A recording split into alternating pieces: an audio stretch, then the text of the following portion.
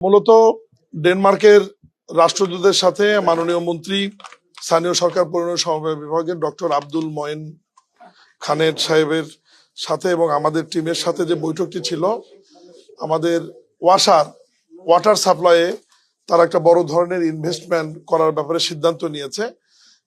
আপনারা জানেন যে ঢাকা শহরে প্রত্যেক দিন পানির চাহিদা হচ্ছে 3,25,00,000 লিটার।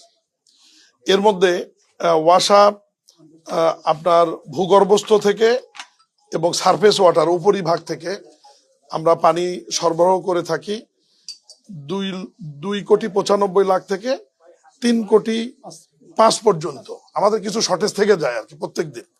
তো এই শর্টেজকে মাথায় রেখে এবং আগামী দিনগুলোতে ঢাকার জনসংখ্যা বৃদ্ধির প্রবণতা যেহেতু বাড়ছে, সব মিলিয়ে ইতিমধ্যে আমাদের একটি প্রকল্প গন্ধবপুর প্রকল্প, যেটি মেঘনা থেকে আসছে, সেটি অচিরেই চালু হবে।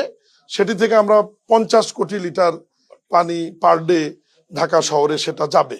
আর আজকে যে প্রজেক্টটি নিয়ে ডেনমার্কের রাষ্ট্রদূত আমাদেরকে সহযোগিতা করবেন সরকার, সেটি হচ্ছে টোটাল 16,000 কোটি টাকার একটা প্রজেক্ট, সাইদাবাদ প্রজেক্ট। এটা মেঘনা থেকে আমরা পানি ট্রিটমেন্ট প্ল্যান্ট করে সরাসরি ঢাকা ওয়াসার মাধ্যমে ঢাকা শহরে নিয়ে আসবো। 95 কোটি লিটার পানি আসবে এটাতে। এই 16,000 কোটি টাকার মধ্যে ইতিমধ্যেই আমাদের প্রায় 11-12 কোটি টাকার কাজ শেষ হয়েছে। এই প্রকল্পটি ছিল 2015 থেকে 2030 শেষ হবে, কিন্তু আমরা টার্গেট করেছি আমরা 2029 মধ্যে এটা শেষ করব। এখন ডেনমার্কের সরকার আমাদেরকে সহায়তা করবে এই যে লাস্ট ফেজের যে কাজটি, এটা সম্পন্ন করবার জন্য টোটাল ওনারা সহযোগিতা করবে আমাদের প্রায় 4,500 কোটি টাকা।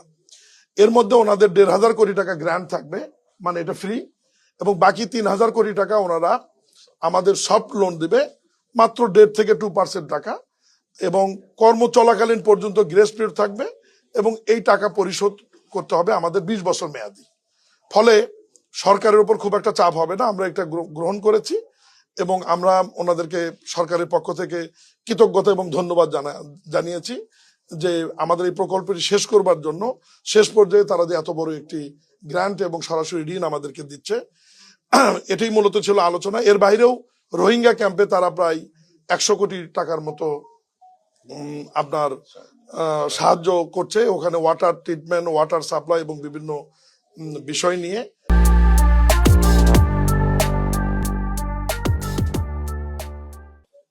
এর বাইরেও আমাদের রিনিউয়েবল এনার্জি নিয়ে ওনাদের সাথে কথা হয়েছে। ওনারা বাংলাদেশে আপনার সৌর বিদ্যুৎ নিয়ে কাজ করতে আগ্রহী, এবং আমরা স্পেশালি গতকালের মতো আজকে ওনাকে অনুরোধ করেছি যে ওয়েস্ট ম্যানেজমেন্টে ওনারা যাতে একটু ইনভেস্ট করে, এবং বিশেষ করে ওয়েস্ট টু এনার্জিতে যদি ওনারা সরাসরি ইনভেস্ট করে। এই ব্যাপারে ওনারা বলছে যে ঠিক আছে, বিষয়টা আমরা ফিজিবিলিটি স্টাডি বা পরীক্ষা নিরীক্ষা করে দেখব যে ওয়েস্ট টু এনার্জিতে বা ওয়েস্ট ম্যানেজমেন্টে তারা কি ধরনের সহযোগিতা করতে পারে। এর বাইরেও আমাদের পরিকল্পনা রয়েছে। এখন তো ধরেন বুড়িগঙ্গা নদীর অবস্থা খারাপ, আমরা তো বুড়িগঙ্গা নদী থেকে কোনো পানি নেই না, আমরা চলে গেছি সেই মেঘনাতে। আমাদের গন্ধবপুরের প্রজেক্ট এবং এই সায়দাবাদের প্রজেক্ট দুটির পানি কিন্তু আমাদের মেঘনা থেকে আসবে।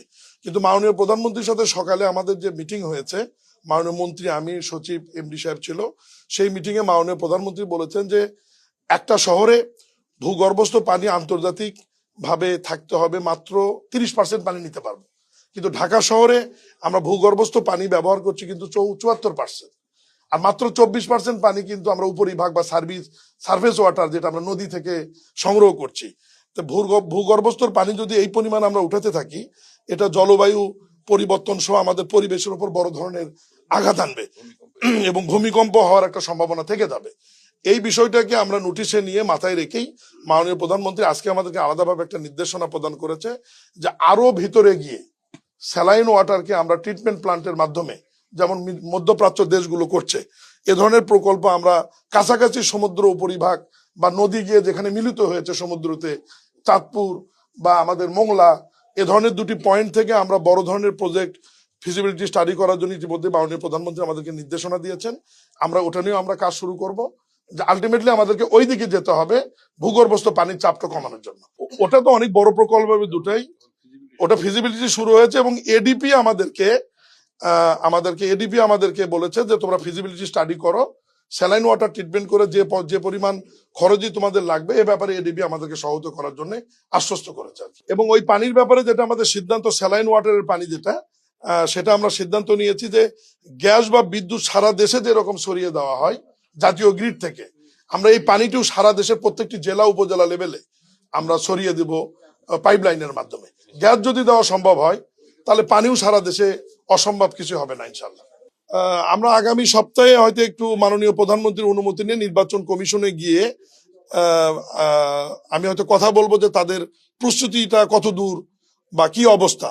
আসলে নির্বাচনী তফসিলটা তো ঘোষণা করবে নির্বাচন কমিশন, নির্বাচন কন্ডাক্ট করবে নির্বাচন কমিশন, মাঠ থেকে নির্বাচন উঠিয়ে নিয়ে আসবে নির্বাচন কমিশন। যেহেতু প্রতিষ্ঠানগুলো আমাদের মন্ত্রণালয়ের অধীনে, এখানে নির্বাচনের যে খরচ এবং যে অন্য বিষয়গুলো, মেয়াদ কবে উত্তীর্ণ হচ্ছে কি হচ্ছে, এই বিষয়গুলো আমরা সাপোর্ট দেবো আর কি। তফসিলের ব্যাপারে নির্বাচন কমিশনের প্রস্তুতিটা আমরা না জানলে তো আসলে তফসিল তো ওনারাই ঘোষণা করবে, এটার উত্তর ওনারাই দেবে আর কি। সরকারের প্রস্তাব তো আমি এর আগেও বহুবার বলেছি যে চলতি অর্থ বছরের বাজেটে এই 5টি নির্বাচন করবার জন্য যে 6,000 কোটি টাকার প্রয়োজন সেটা আমরা রেখেছি, এবং নির্বাচন কমিশনকে ইতিমধ্যেই বলা হচ্ছে যে আপনারা প্রস্তুতি গ্রহণ করেন, কারণ আমাদের বাজেটে টাকা রাখা আছে। এই অর্থ বছরের মধ্যে নির্বাচন শেষ করতে হবে।